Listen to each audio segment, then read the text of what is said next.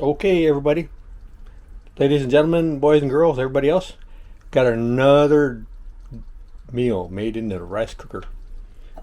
1 can of diced tomatoes with green pepper, celery, and onions. 1 hamburger patty, frozen.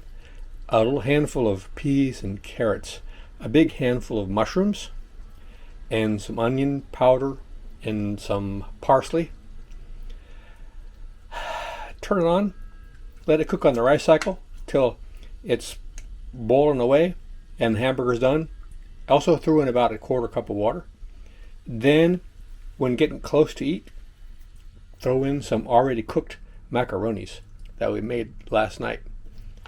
And we got us a nice, chunky, delicious little goulash.